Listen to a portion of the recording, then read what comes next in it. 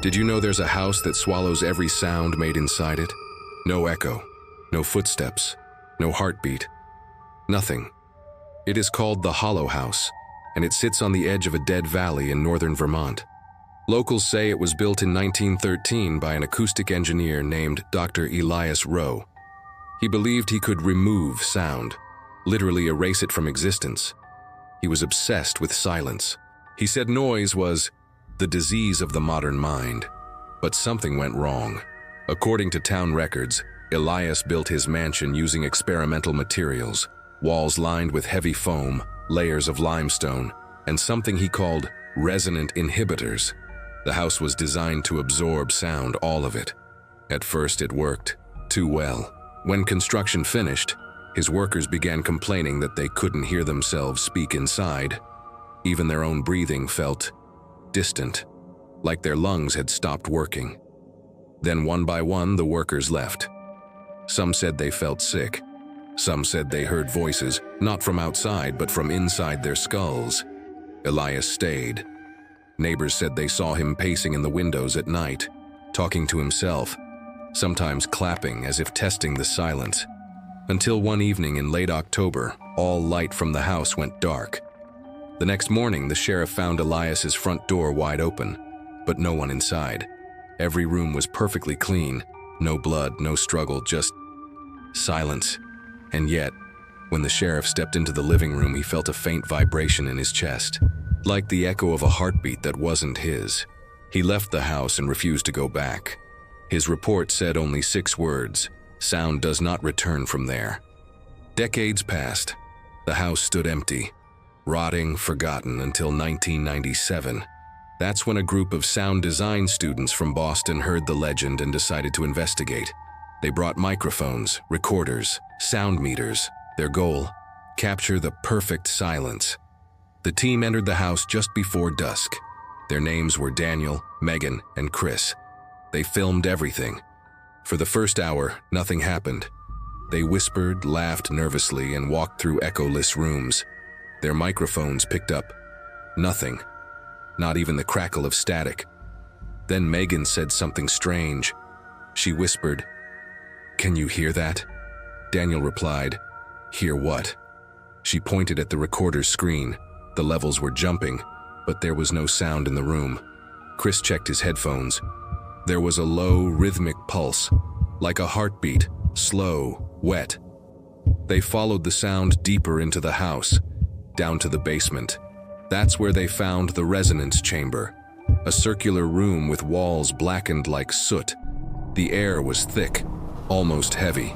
In the center was an old reel-to-reel tape recorder, still plugged in, still running.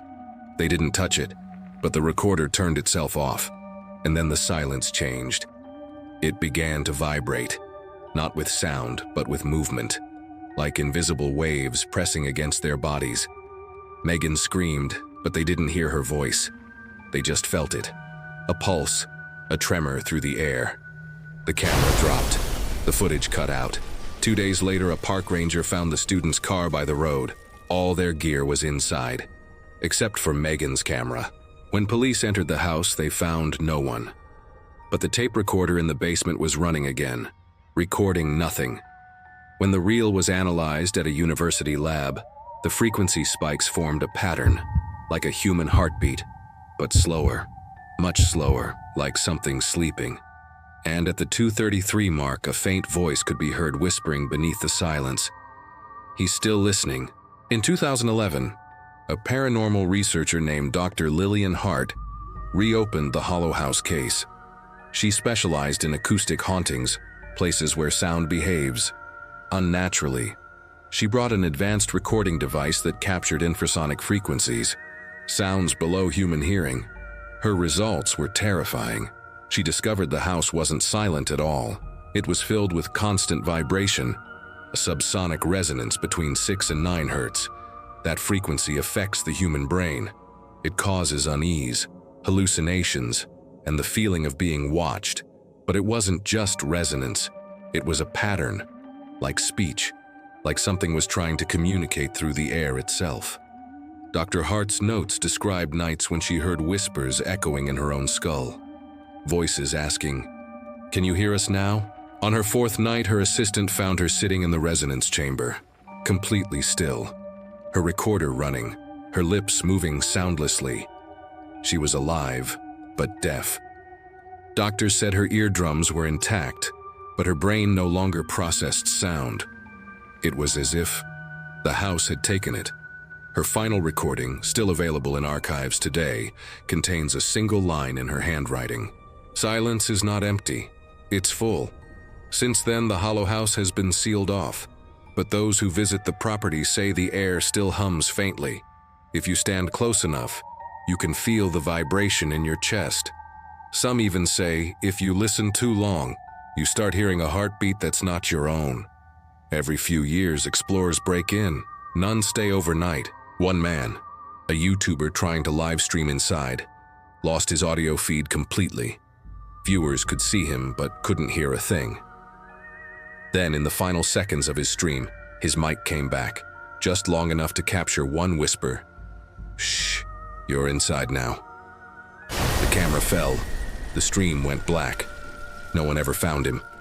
Now, even decades later, residents of Black Hollow say they sometimes hear faint breathing through their walls. Not from outside, but from the silence itself. And if you ever find yourself standing in a room that feels too quiet, where even your heartbeat sounds distant, you might want to leave, because maybe you're standing inside a place that's still feeding. Tell me, if silence is supposed to be peaceful, why does it feel like something is listening back?